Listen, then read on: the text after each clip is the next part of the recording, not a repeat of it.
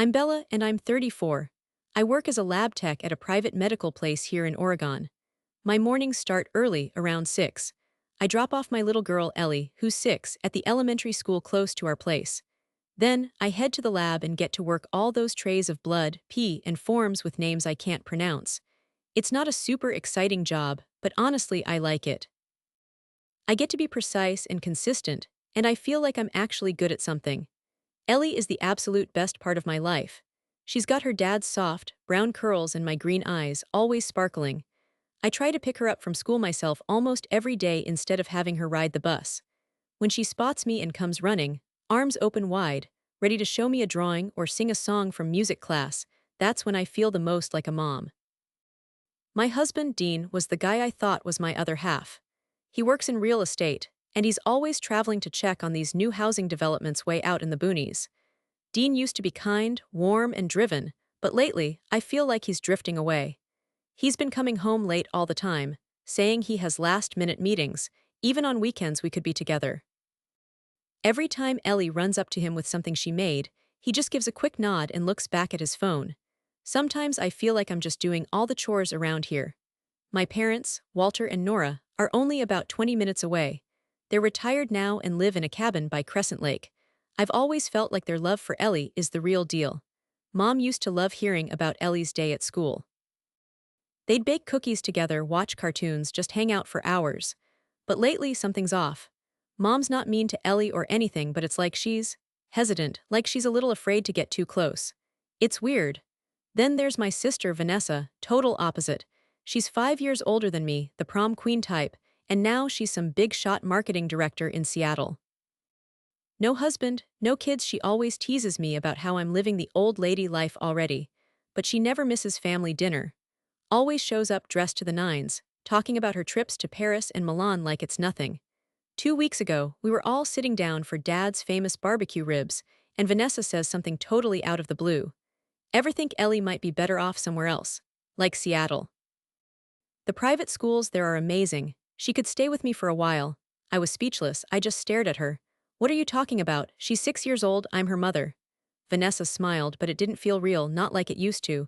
Just thinking about her future, she said. You're so busy, Dean's always gone, I just want to help. I didn't say anything back. But later that night, lying next to Ellie while she slept, this awful feeling came over me. Dean working late, Mom acting weird, Vanessa's suggestion. It was like these little pieces, all scattered around, suddenly starting to fit together into something I really didn't want to see. So the next morning I'm washing Ellie's hair, right? And she looks up at me, all innocent, and asks, Mom, if I don't live with you someday, will you be sad? My heart just dropped. I was like, who told you that? Trying to keep it together, you know. She said it was Grandma's friend's granddaughter. Something about me sending her to some faraway school to live with someone named V. She didn't finish the name, but I knew. Vanessa. Little did I know, that was just the tip of the iceberg. This whole thing had been brewing for a while, a plan, and Ellie was right in the middle of it.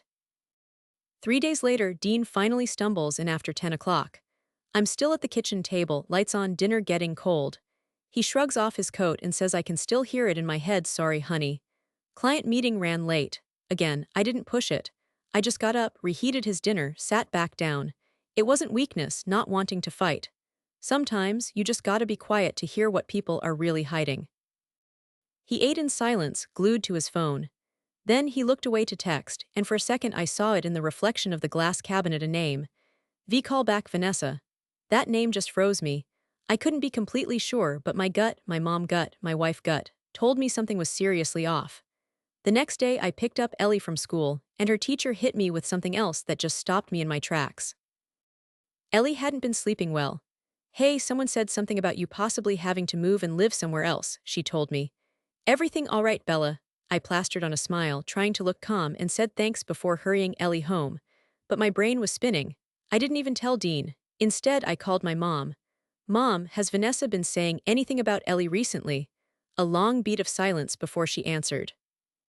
She's just been talking about, the future, Bella. She thinks Ellie deserves a better school. I couldn't hide how angry I was. No one gets to talk about her future except me, my mom sighed. Bella, you're a great mom, but you're spread too thin. Dean's always working, and Vanessa, she's just trying to help. Help? I was starting to loathe that word. 2 days later, Vanessa showed up around lunchtime. I had just gotten back from the lab. Dean was with a client. She came bearing lattes and a bag of clothes. I went shopping, she said with a smile, setting the bag down. I figured Ellie would love this purple dress. I didn't touch the coffee or even open the bag. I stared right at her. What are you doing, Vanessa? She blinked, then chuckled. What? I'm just bringing gifts for my niece and trying to get everyone on board with the idea of her living with you, away from her mother. Is that what you're trying to do? Vanessa set her cup down a bit harder, but her voice stayed smooth. Bella, you're overreacting. Don't you realize how much pressure Dean's under? Mom and Dad are worried too. We just want what's best for Ellie. Honestly, the best thing would be if Ellie stayed with her mom. Vanessa gave this weird, crooked smile. It wasn't the sister I knew, not even close. That smile just gave me the creeps.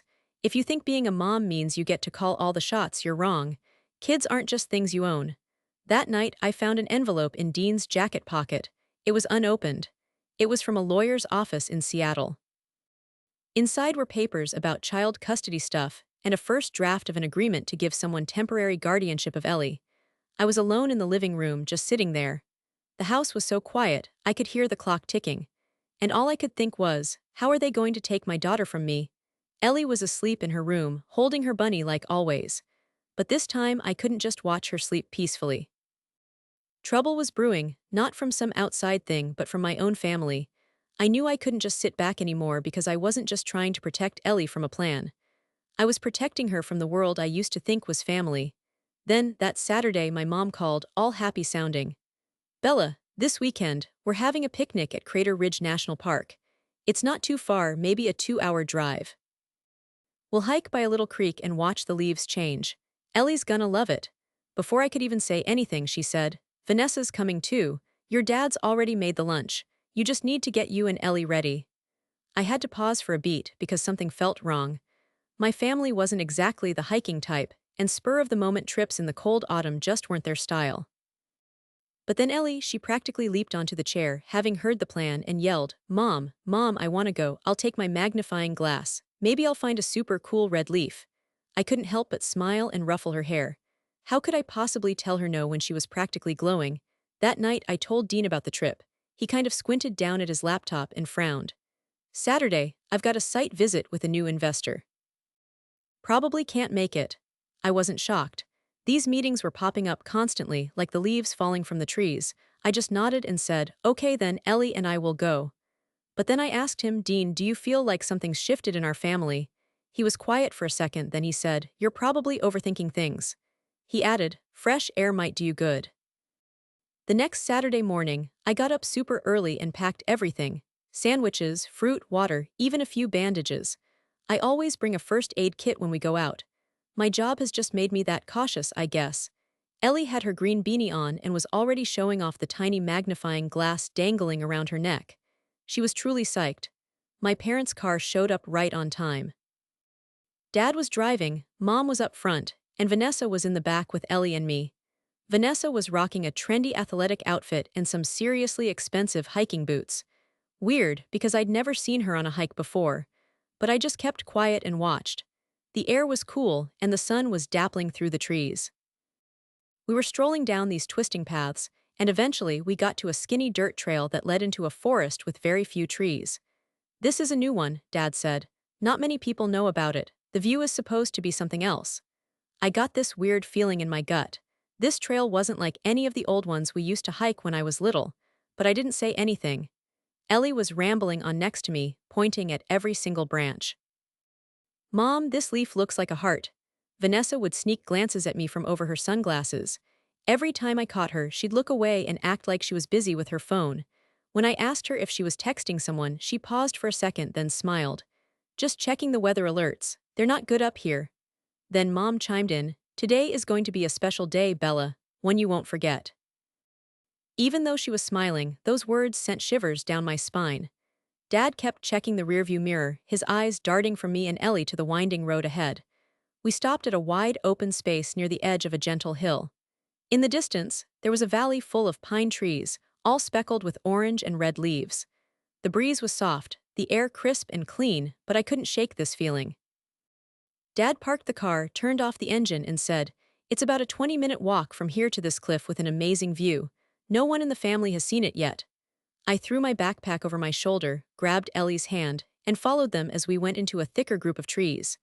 Vanessa fell back to walk with me, and out of the blue, she asked if I'd ever thought about sending Ellie to boarding school. I froze. That wasn't a casual question. Nope. And absolutely not, I thought. Vanessa just kind of shrugged. She said, "You can't hold on to everything forever, Bella. Life just keeps changing." It wasn't like a threat, but it made my skin crawl. Right then, Ellie ran up ahead and then she called out, "Mom, there's a high place up here. You can see the whole mountain." Before I could say anything, my parents and Vanessa were already heading toward the cliff's edge. That's when I noticed they didn't bring much, just a few water bottles.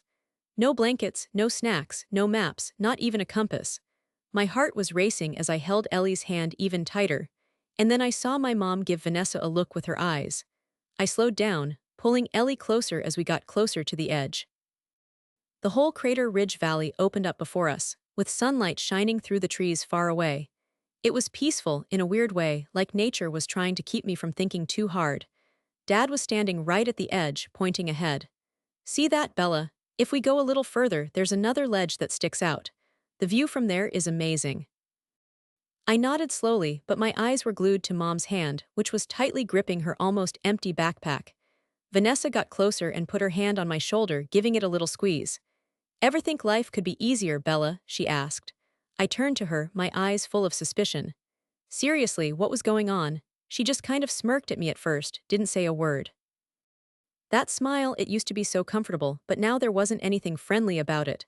Suddenly, she reached for my arm. I flinched, pulling Ellie back without even thinking. "Get your hand off me, Vanessa," I said. She said, "Bella, I need to show you something just real quick." Before she could finish, my dad moved toward Ellie. She looked up at him and smiled. "Grandpa, did you see the eagle?" he said. "Sure, sweetie. Come here, I'll show you."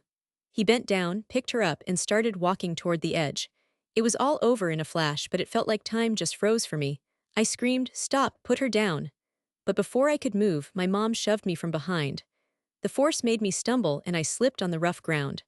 I almost fell, waving my arms around until I grabbed a little branch growing on the side of the cliff. Vanessa got closer and her face was like stone. Her voice was low when she said, "I'm sorry, Bella, but this has to be done." She continued, "It'll be over." My heart was hammering as I tried to hold on. My eyes were glued to Ellie, who was squirming in my dad's arms. I yelled, "Dad, put her down, she's your granddaughter." But he didn't even budge. He actually looked peaceful, which was super creepy. He told me, "She won't remember anything. It'll be over soon, Bella, for both of you." Total panic took over. I didn't need any more clues. This wasn't just some accident that happened. This was a scheme. A whole plan planned perfectly, and Ellie and I were in their sights. One minute I was there, the next I was flying, throwing myself at Ellie's legs as she dangled. I yanked her towards me, using every last bit of strength I had. Then Dad stumbled, I lost my footing, and everything went crazy, whooshing wind, the sky spinning. I held onto Ellie tight, wrapped around her like a protective shell. She screamed, "Mommy," into the wind. I couldn't answer, just hugged her tight, hoping my love would somehow slow the fall. We hit branches, smashed into rocks, it was pure agony. My shoulder, my back, my legs, I couldn't tell you where it hurt the worst. All I knew was Ellie was still in my arms. When we finally landed, hard on the muddy ground, blood ran down my forehead, stinging my eyes and blurring everything. But Ellie was there in my arms. She was shaking like a leaf, but she was alive. I croaked, barely a whisper, "Ellie, baby, are you okay?" She whimpered, "Mommy, I'm scared." I couldn't say anything back. Darkness was closing in, but I had to fight it. I had to stay awake. I had to live because I wasn't just her mom, I was all she had left. They might have knocked us down, but they weren't gonna bury the truth. The pain was unbelievable, it felt like it was pinning me down. My left eye was swollen shut, my head swimming. My left wrist felt snapped, and my right leg was numb. The smell of blood and dirt filled my nostrils, thick and heavy. Ellie was in my arms, her tiny breaths warm against my skin. I opened my eyes real slow, trying not to move too much. Big trees were all around us, letting in just a little bit of light. It was so quiet, it was creepy. I gulped and looked over at Ellie. She was looking right at me, her eyes all watery. She barely whispered, "Mom, are we gonna die?" I shook my head, even though it sent a sharp pain shooting through my shoulder. "No," I said. "I'm right here with you. We're gonna be okay." Ellie started to shake, then she hid her face in my chest. We just lay there for a while until I heard people talking above us. Faint voices, like from the top of the cliff. "Do you see anything?" That was my mom. Nope, nothing moving, my dad said, all flat and emotionless. Good, nobody ever comes out here. They're not gonna find them, Vanessa said. She sounded relieved but kind of shaky too. I quickly covered Ellie's mouth, telling her to be quiet. She nodded right away and snuggled into my shirt. Let's go, Mom said. If they're alive, they ain't getting out of here anyway. I held my breath, my heart pounding like crazy as I listened to them walk away. After I was sure they were gone, I let go of Ellie's mouth. She looked up at me and whispered, Mom, what if they come back and see we're still alive? Maybe we should just pretend we're not, she said. I couldn't even speak.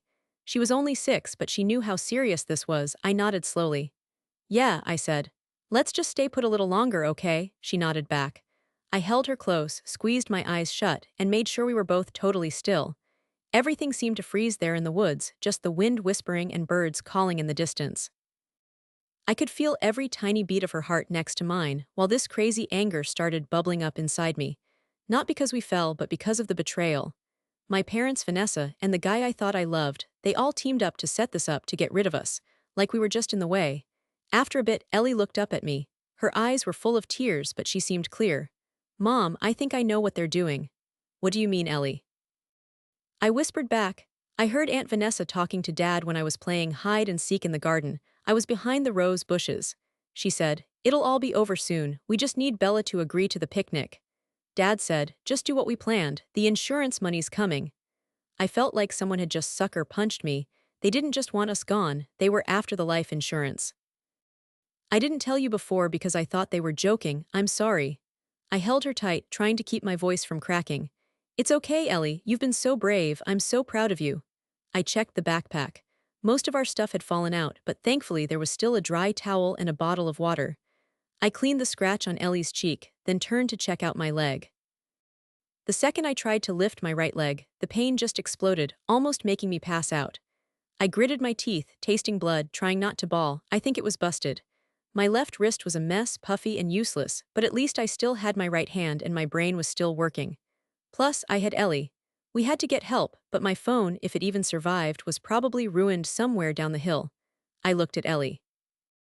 I can't move fast, but you can. Maybe you could find the trail, but only if it's totally safe. Got it? Ellie instantly shook her head, her eyes welling up.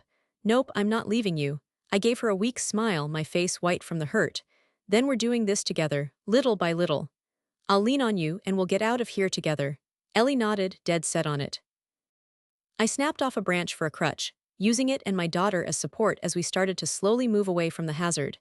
Each step was torture, but I pushed through because I knew, if we made it out, the truth would come out. And this time, nobody, not even family, could cover up what they did. Ellie and I trudged through the woods for like 3 hours. Each footstep was a contest between the searing pain and my will to keep going. There were times I just wanted to drop and give up, but every time Ellie squeezed my hand and whispered, Mommy, we're almost there. I held her hand tighter and kept going. Late in the afternoon, we got lucky and found an older couple camping near a little creek. The woman, Mrs. Margaret, practically leaped when she saw me, all bloody and hobbling, while Ellie just collapsed, totally wiped out. Can you hear me? The guy asked. I tried to speak, but nothing came out. My voice was gone. After that, it was all a blur. I just barely recall the sirens getting closer, Ellie's little hand squeezing mine tight, and her calm voice telling the paramedics that I'd kept us safe. It took 3 days before I woke up in a hospital room. My arm was in a cast, my leg was propped up with pillows, and I was covered in bandages from all the cuts and bruises. Ellie was curled up asleep in a chair next to me, her messy hair falling over her face, the face I loved more than anything. A man in regular clothes was sitting quietly by my bed. He had that calm, serious look of someone who was used to having tough conversations. His expression was serious, but he had this kind look in his eyes. He told me his name was Detective Callahan from the Oakfield County Police Department, and he explained, real gently, that he needed to ask me some questions about what had happened. Even though I was hurting, I nodded and started telling him everything. Our family trip, Vanessa acting weird, and the horrible fall that almost killed me. I spoke slowly but clearly, making sure I didn't leave anything out. When I got to the part about Ellie hearing Dean and Vanessa talking, I saw Callahan stop writing, and he started scribbling in his notebook real fast. My daughter, she remembers that talk perfectly. I just nodded, she's so smart, I believed every word. Then he leaned back, real slow, and said, "We've already looked at your husband's finances, and there's something you need to know." He reached into his briefcase, pulled out a file, and opened it right to a marked page. 4 months back, Dean boosted our life insurance to $3 million, said it was for emergencies, family protection, that kind of thing. But get this, he was the only one getting the money if anything happened to me. I got this ice-cold feeling, like someone poured freezing water down my back. $3 million. He nodded, looking serious. And guess who witnessed the change? My own sister Vanessa. My head was spinning, so they were in cahoots, Dean and Vanessa. It gets worse, Callahan said, cutting me off. We found a transfer from your mom to Dean just a week before it all happened. The note said, final payment for the plan, $500,000. I couldn't breathe. My parents, they were in on it too. Callahan didn't even blink. I'm so sorry, Bella, he said. Everything points to a plot involving your husband, your sister, and your parents. We found messages showing they'd been planning this for over half a year. They were going to silence you and your daughter. The room felt like it was closing in on me. The people I loved most, my own family, they wanted me dead. He paused for a second, then kept going. Right after I told my story, they put out warrants for Dean and Vanessa. But when the cops got there, poof, they were gone. Later, they found Dean's car by this tiny, private airport. My heart sank. I just knew this wasn't over. Will you catch them? I blurted out, looking him right in the eye. He said, all serious like, we've got a federal warrant out.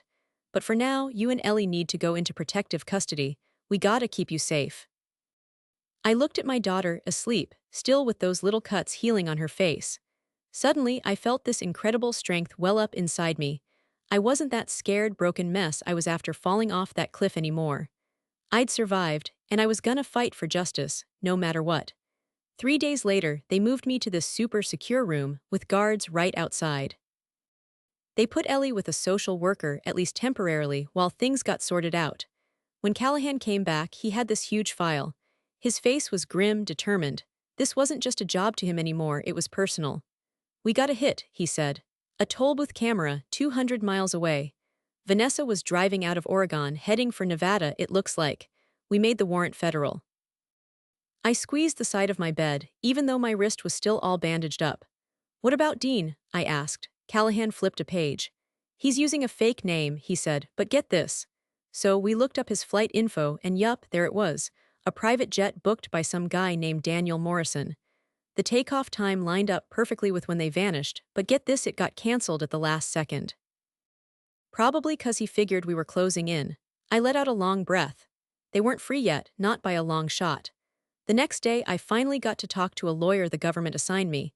He told me right away that we had everything, their complete financial records, Ellie's statement, and even text messages between Dean and Vanessa. The police found Dean's old phone in his car, you know, the one he ditched. He said we had enough to charge them with attempted murder, plotting the whole thing, and insurance fraud, the works. Then bam, the door swung open. Ellie walked in with a woman from social services. She practically flew at me, hugging me so tight, her face all lit up even with those bandages on her cheeks. Mommy, she whispered. I told Detective Callahan everything, I remember it all. I was floored. You gave a statement? I asked.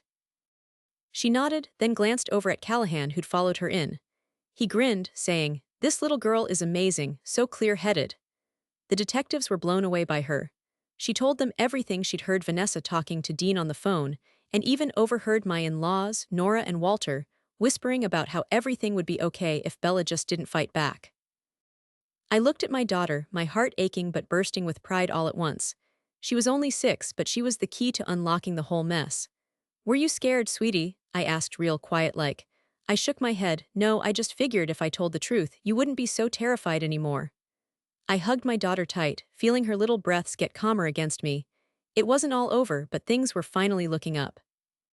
2 days later, the cops caught Dean hiding in some crummy cash-only cabin out in Nevada. They busted the place at sunrise, grabbing him while he was trying to torch some papers and trash his laptop. They picked up Vanessa that afternoon at a gas station. She was trying to pull a shady car swap, but got caught on camera. That night, Callahan gave a quick rundown. Both were in jail and getting shipped back to Oregon. About my parents, Walter and Nora, they got subpoenas. The police had a recording of them talking to Dean about splitting the money. It was airtight. I stared out the hospital window, the late afternoon sun all warm and golden through the trees. For the first time in ages, the fear wasn't there. 3 days later, we were out of the hospital. But the police said Ellie and I should stay in a safe house until the trial. In a private meeting with reporters, the cops said it was a planned murder to get that $3 million life insurance money. And my 6-year-old, she's not just the only one who lived, she's the key to the whole thing. I squeezed Ellie's hand while we stared at the TV screen. We were tucked away in this strange place, totally guarded all the time. But for the first time, I didn't feel all by myself. Because finally, the truth was on our side. 8 months after Ellie and I made it through the fall at Crater Ridge, the trial of Dean, Vanessa, and my folks finally kicked off at the Oakfield County Courthouse. The whole town was just buzzing, couldn't believe what was happening. Nobody could picture that this perfect family, on the surface anyway, was now up against attempted murder charges. On day one, I rolled in a wheelchair, my arms still in a brace because the break hadn't quite healed. Ellie was right there, holding my hand, wearing a sky blue dress that she picked out because it was Mommy's favorite color. I didn't cry and I wasn't scared. The only thing I brought into that courtroom was the truth, and the rock-solid strength of a mom who wouldn't be broken no matter what. Dean strolled in a gray suit, stone-faced. Vanessa followed, her hair all neat, her eyes just gliding right past me like I wasn't even there. My parents, Walter and Nora, kept their heads down, never making eye contact with anybody. I knew that look all too well. I'd grown up with it. The prosecutor jumped right in with a hard-hitting accusation, laying out all the evidence of the murder plan, the insurance fraud, and how they put a minor in danger. Every single fact felt like a blade slicing through me, but I stayed cool. I'd made it through just to expose this truth. I was called to the stand the next day. The courtroom was dead silent while I told them everything. That trip, the tumble, the agony, and the ultimate stab in the back. I didn't shed a tear. My voice was even when I looked Dean straight in the face and said, "You didn't finish me off. And you'll never get what you craved because Ellie isn't some prize you can buy." Vanessa kept her eyes glued to the floor. Not once did she meet my gaze. That day, Ellie's testimony was played, a video because she was still under witness protection. In the video, her voice was tiny but strong. I heard Aunt Vanessa tell my dad that if things had gone their way, my mom and I wouldn't be around anymore. I was terrified, but I had faith in Mom. She kept me safe, she's a good person. There wasn't a dry eye in the courtroom, not even the judge. During their defense, Dean stood up, sounding all bitter and defensive. I was the one who was backed into a corner. Bella wasn't the woman I used to love, she called all the shots. He just wanted out of that suffocating life. Vanessa wasn't any gentler. Bella always acted like she was the innocent one, the victim. But if she wasn't around, Dean would have been happy. They just wanted to be free. I just sat there quietly. Their words didn't sting anymore. Really, they just showed how guilty they were. They didn't just try to kill us. They were trying to avoid taking any responsibility. When asked if they had any last words before the sentence was read, my parents didn't say anything about me or Ellie. My dad just mumbled, "We just thought she didn't deserve that life." The judge banged the gavel 3 times. The courtroom felt icy when the judge announced the verdict. Dean Carter and Vanessa G. Miller got 25 years for attempted murder and weren't allowed to contact any of the witnesses. Walter and Nora G. Miller, who were also involved, got 15 years for conspiracy to commit murder and endangering a child. I shut my eyes and just exhaled like I'd been holding my breath forever. I wasn't happy, wasn't even sad, just relieved. Justice had finally happened. After the trial, a ton of people came up to me and Ellie, even though we barely knew them. Former neighbors, old friends, people I'd never seen before. They hugged us, told us we were strong and that we made it. For everyone who was too scared to say anything, I didn't say anything back. I just pulled Ellie close and whispered in her ear, "We did it, Ellie, now we can really start living." After all that, Ellie and I didn't go back to Oregon.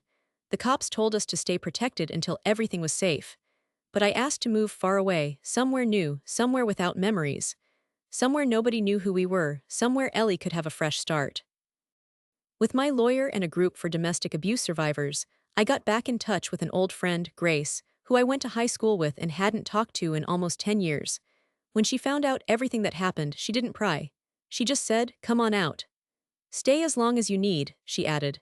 We got to Evergreen Valley, Colorado, that spring, early, you know. The snow was still hanging around, but you could already see little green shoots popping up. Grace, her husband, and her 2 little ones lived in a cabin, kinda tucked away at the edge of the woods, about 15 minutes from town. The air was so peaceful, like unbelievably quiet. And get this, Ellie actually slept through the night for the first time in what felt like forever. I picked up some part-time hours at a small clinic in town. Doctor. Caroline, the woman who ran the place, was older, a bit strict, but she was also really kind. She looked at me for a long time during our first meeting, then said, "I don't need to know your story, but I see it in your eyes, that carefulness. And that's exactly what my patients need. If you're up for it, the job is yours." I just nodded, couldn't even hide how thankful I was. It wasn't much work, but it gave me a sense of normalcy again. The sounds of those blood pressure cuffs, the little clicks of the drawers opening and closing, even the smell of that antiseptic, it all brought back a feeling of being in control, something I'd been missing for so long. Ellie started at this tiny elementary school, right near Grace's place. At first, she was super shy and quiet, mostly keeping to herself at recess. But then, a few weeks later, her teacher called. She said today Ellie drew a picture of her family. It's a little girl holding hands with a woman standing in the sunshine. When I asked Ellie about it, she said, "That's me and my mom. We walked through a really dark time, you know." My eyes got all watery and I was quiet for a bit. Then I just said, "Thanks for sharing that with me." Ellie and I started seeing a trauma therapist every week. She was Dr. Helen Munro, and she knew all about helping people who had been through stuff. She wouldn't grill us with questions. Instead, she let Ellie draw, play with sand, and talk about her dreams in the easiest way. To me, Dr. Munro just said, "Don't pressure yourself to forgive. Just focus on the one thing that matters: survival." Slowly, I watched Ellie start to laugh more.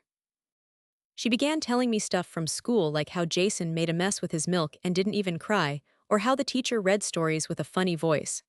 Little things, simple stuff, but I saw them as proof that she was getting her childhood back.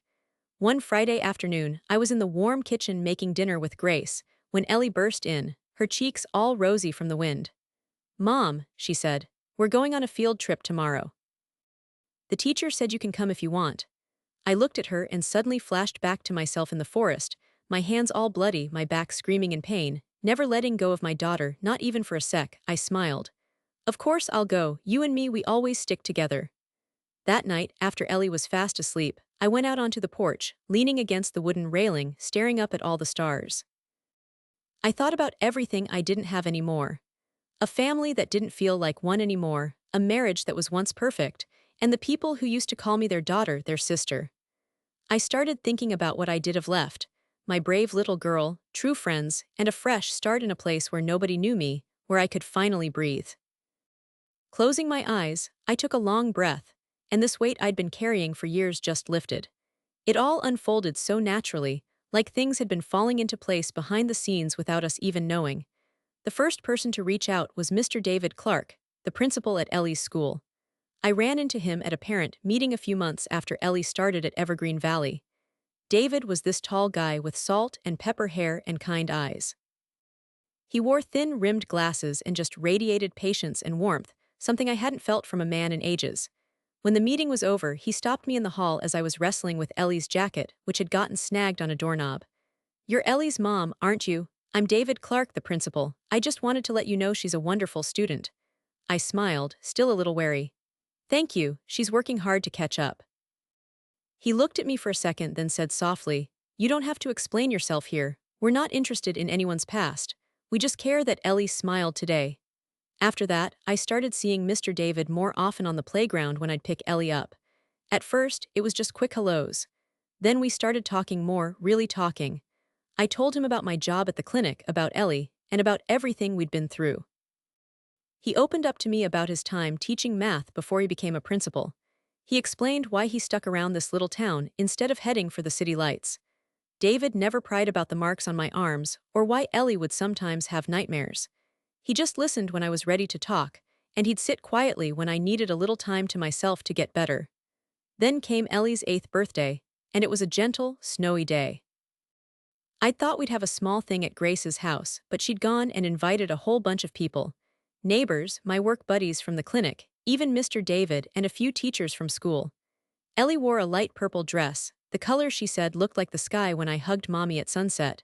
She ran around the yard, all giggles and balloons and cake and brightly wrapped presents. Her face was just lit up like the winter sun. I was in the kitchen, watching them through the window when I saw David kneeling down to help Ellie with her scarf, which had come undone.